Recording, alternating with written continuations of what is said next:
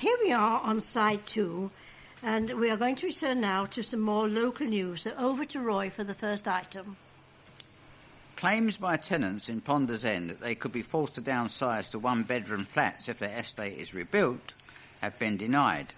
Tenants who attended a meeting with Enfield Council officers over the future of the Alma Estate towers last week said they were told that they may have to downsize if the estate is redeveloped when they were interviewed by the Enfield Independent.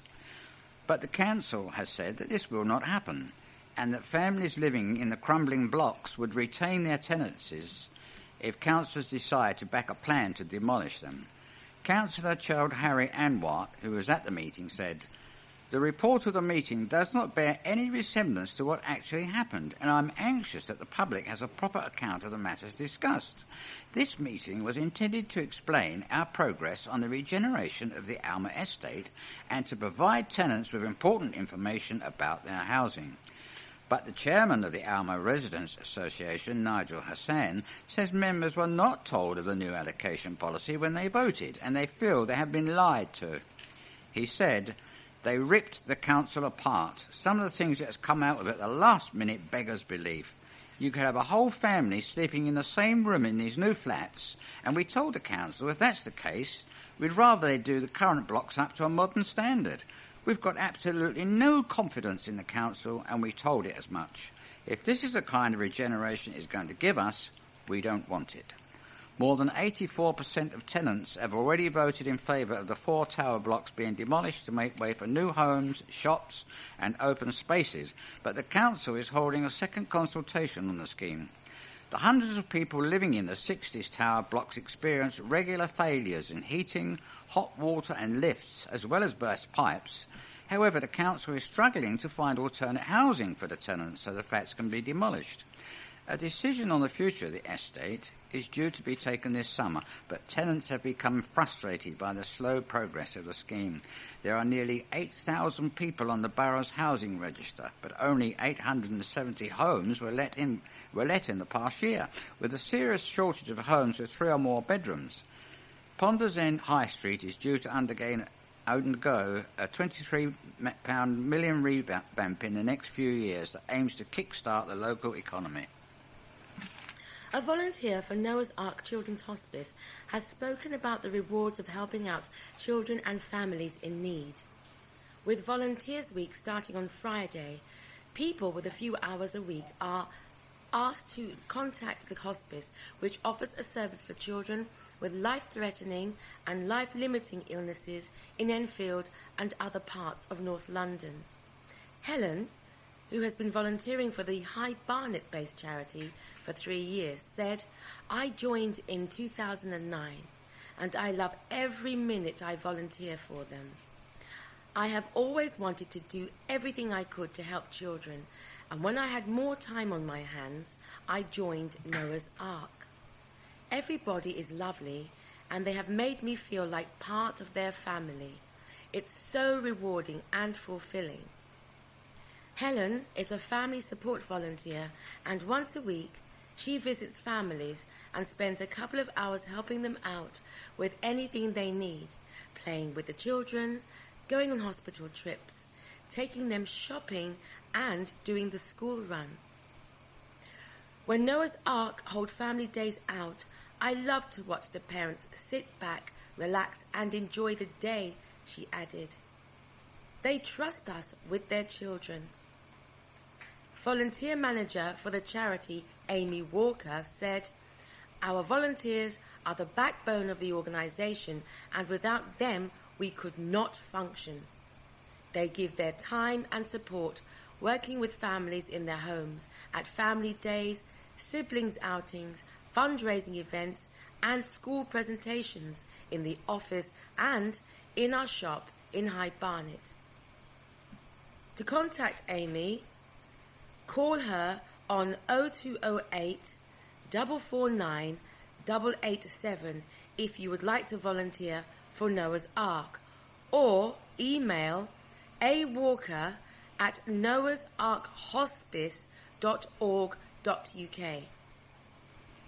Now here's a letter from David Mallison of Parsonage Lane, and he's got the hump about the humps. He's talking about, or writing about, the speed humps in Browning Road 40 at Enfield.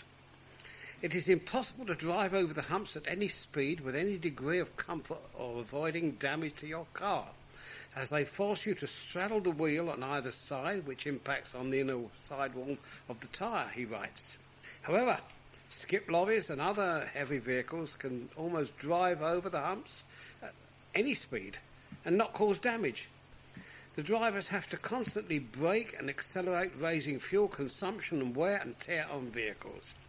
The money used for these could have been put towards the council's statutory obligations to maintain the highways, not some vanity project affecting not only motorists but also the residents who have to put up with the increased noise.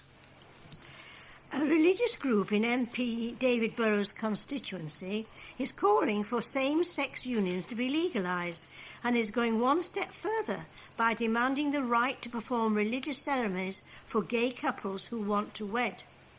The Winchmore Hill Quakers have chosen to come out in support of legalising gay marriage in a bid to show that not all religious groups are ideologically opposed to the idea.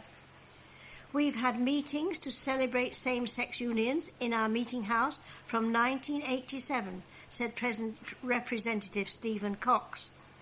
We believe that both religious and civil same-sex marriage should be legalised. This is not a debate between people of faith and the secular world. That's an unhelpful way of looking at the issue. Quakers have had a long tradition of being one of the first religious groups to make a stand. We were one of the first to campaign against slavery. The statement comes as the debate over the issue has been increasingly heated, with Deputy Prime Minister Nick Clegg warning that there will be a free-for-all in the House of Commons unless Conservative MPs are made to support the government's intention to change the legal definition of marriage. Mr Burrows, Tory MP for Enfield Southgate, and a leading figure in the campaign against legalising same-sex marriage, insists that there should not even be a bill when the public consultation ends next month. He said we shouldn't need to have a bill or new legislation on this issue. There are other important issues the government needs to concentrate on. Despite the MP's public opposition, Mr Cox stressed that the timing of the Quaker statement was not intended to embarrass Mr Burrows. And although Mr Burrows has insisted he has been faced with questions about gay marriage on the doorstep, Mr Cox revealed that the group, which worships at the Friends Meeting House in Church Hill, met him on the issue. We had an extremely friendly meeting with him, he said. He was very amicable. Mr Burrows agreed that the meeting had been open and frank and welcomed all constituents getting in touch with him, whether they agreed with his stance or not. Following on from last year's inaugural outing, the Postcards Festival is returning to Jackson's Lane next month. The festival provides a platform for up-and-coming and circus and performance artists to give audiences a snapshot of their work. This year's festival of mixed bills combines new work from more than 30 companies and artists who each perform short pieces. They include Scotty's new show inviting the audience to share their weird talents on stage. Marcella Papini introducing her rock and roll art punk band, the Forget-Me-Nots and No Fit State's Simone Picchio, who combines acrobats, juggling and dance to create a startling and daring performance. The Postcards Festival was born out of the frustration of artistic director Adrian Berry, who felt at not being able to showcase short new pieces by both emerging and established artists, and by making the shows affordable, all are priced at £10, he was aiming to bring these circus and experimental artists to a new audience. Adrian said, "Last year's Postcards Festival was just a start, really, where we began to experiment and find new ways of curating circus and contemporary cabaret. This year we've come of age and genuinely feel that Postcards is a unique festival for London. Cabaret and circus have entered the mainstream, which is really great. But through Postcards, we are finding alternative ways to present and reinvent the genres. It's a pretty exciting time to be an audience member at Jackson's Lane. The festival kicks off on June the 7th when Bristol collective Boom brings its dance and acrobats to the Highgate venue. On June the 14th, Lightning Ensemble stages 1908, Body and Soul, a show all about the Olympics held in London more than a century ago. Circus and sport collide as athletes and their idiosyncratic training regimes tell a poignant tale of forgotten sports stars from the Edwardian era. The Postcards Festival runs from June the 7th to 30th. For more information about this performance, visit www.jacksonslane.org.uk. That's www.jacksonslane.org.uk. Wet and windy weather did little to dampen the enthusiasm of Enfield people as they celebrated the Queen's Silver Jubilee in a big way in 1997. Most of the events attracted a capacity crowd, and makeshift canopies were thrown up to keep people dry at hundreds of street parties. A total of 340 street parties were given approval by Enfield Police. Thousands of people attended the Royal Jubilee in flowers and music at St Andrew's Church. The 3-day event provided minstrel music, cream teas, and Morris and folk dancing. A Jubilee service was held in the church with a television relay to Fairfield Grammar School so extra people could take part. An estimated crowd of 10,000 went to St Ignatius College Fete in Turkey Street, and thousands more defied gloomy weather to complete the celebrations at the Enfield Round Table Jubilee pageant at Forty Hall. The pageant was a great success, and the crowd enjoyed a martial arts demonstration, a gymkhana, and riding displays and battles with Vikings and knights. Enfield health watchdogs warned of the dangers of Jubilee tummy in the build-up to the Queen's Silver Jubilee. Enfield Council's Environmental Health Department said much of the food is being prepared before the event and special precautions are needed to prevent it from becoming infected. Not to be outdone by the Olympic torch relay currently crisscrossing the nation, school children across the borough have got their own flame-themed celebrations on the road.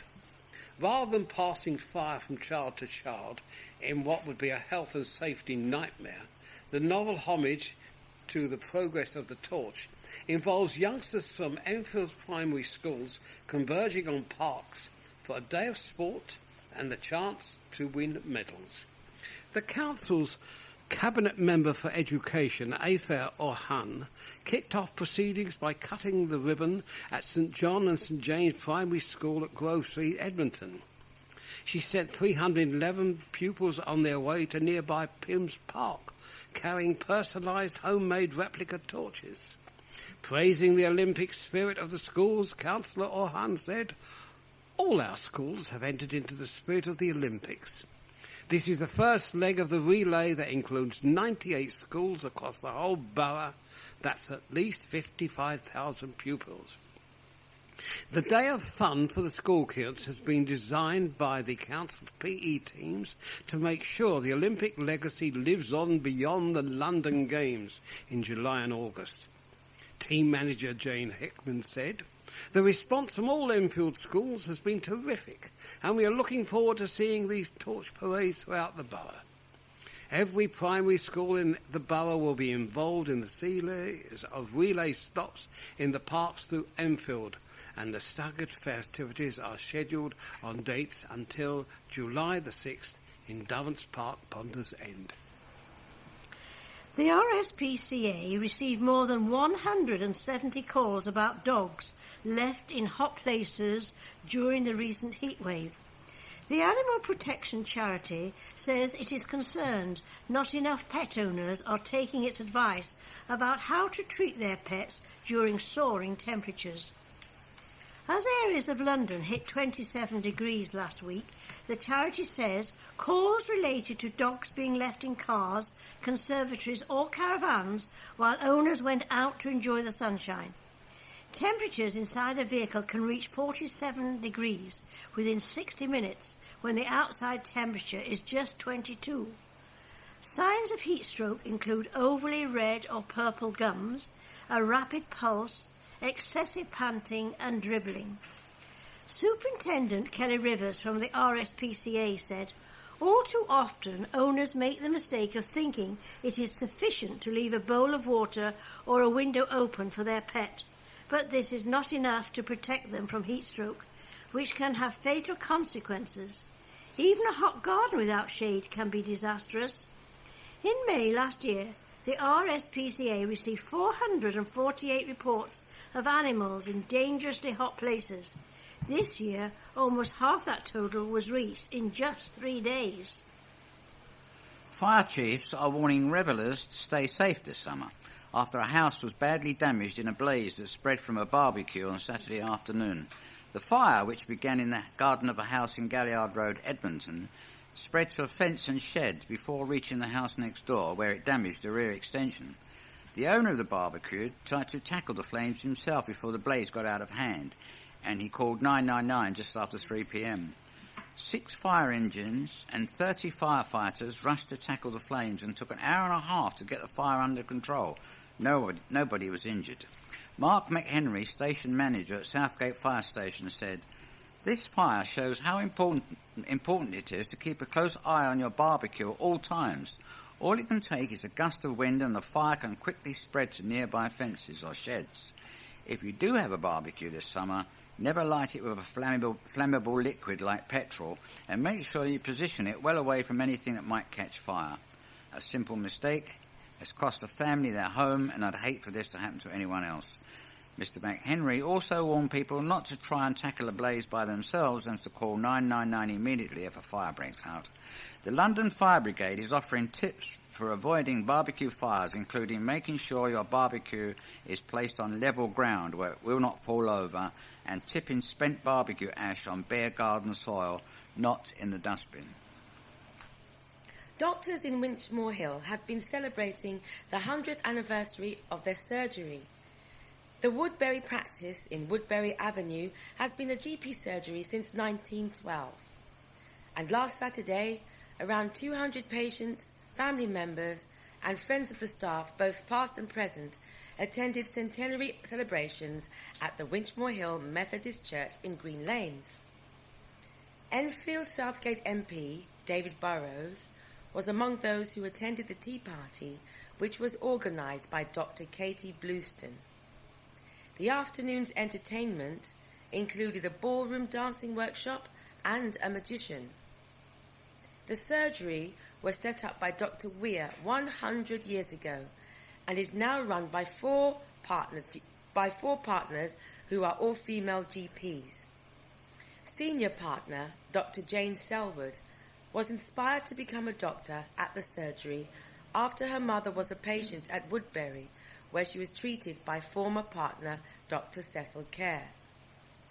Dr. Kerr, whose son Michael followed his father into the general practice at the surgery, received a Distinguished Service Order Award from the British Army after he was the last medic to leave the beach following the evacuation of Dunkirk during World War II. Dr. Selwood had been a doctor at Woodbury for 26 years. She said, "It was a completely beautiful day. We had hundreds of people coming along. We had one couple who had been with the surgery for 65 years. They were the ones who had been with us the longest. Then we had some others who had been with us for 45 years. It is a very family-orientated practice. Lots of people have been with us for a very long time. We have an association with Southgate School, and being a mum at the school gates myself, there is that added link with the community." Now here's a mouth-watering offering.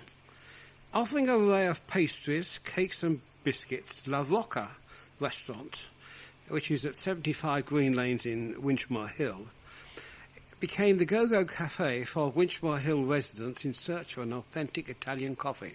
Salvatore and his wife Connie had been running the Italian patisserie in Green Lanes for the past 7 years. and they have racked up such an enthusiastic following that they receive orders for their cakes from as far afield as Manchester and Brighton. Salvatore said, "We cater for weddings. People really love ours. Italian-style gâteaux filled with cream, fruit, chocolate. It's what we're known for.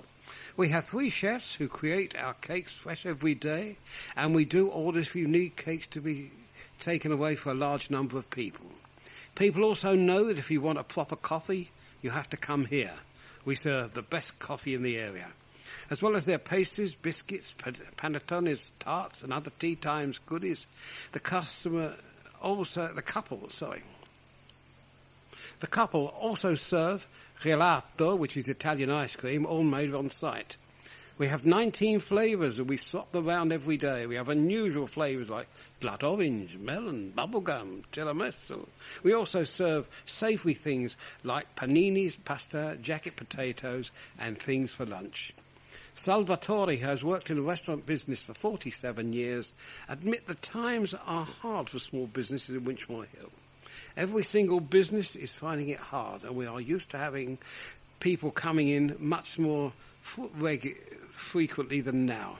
It is different in central London because you have lots of tourists walking by, but here we rely on the locals coming in, and needs to be a good range of shops here to attract people." An Enfield politician is fed up after burglars broke into his Freezy Water office for the second time in a year. The constituency office of Enfield North MP Nick Dubois in Hertford Road was targeted by the burglars last weekend. They ripped off a protective metal gate from the back door and ransacked the building. Nothing was stolen. Last summer, vandals left files and paperwork strewn all over the floor. Mr. Dubois told the Enfield Independent, "To be honest, I'm really fed up with it. It leaves a very unnerving and uncomfortable feeling, as anyone who has been burgled will tell you. They just trashed the place and left it a complete mess, which is very frustrating because it disrupts the work of my staff. I think they were looking for valuable stuff, but the computers we use are quite bulky, and they didn't take those. Thankfully, all the personal data is securely stored on those, and anyone with information, please can you contact the Enfield Police." Budding mechanics from Enfield are helping to build a racing car for a football legend competing in the Le Mans endurance race. BTEC students at Southgate College in High Street are working with former England star Luther Blizzard as he tries to take Team 48 Motorsport, a multiracial group of racing drivers which he founded with strikers John Barnes and Les Ferdinand, to the 24-hour race held at the French circuit. The former Watford and AC Milan player, who won 14 caps for his country, formed the team 5 years to try to get more Caribbean drivers into racing. The team's name marks the year 1948, when migrants started to arrive in the UK from the West Indies. The 54-year-old visited the college's vehicle workshops earlier this month, where students are working on a car to be used by the team in races.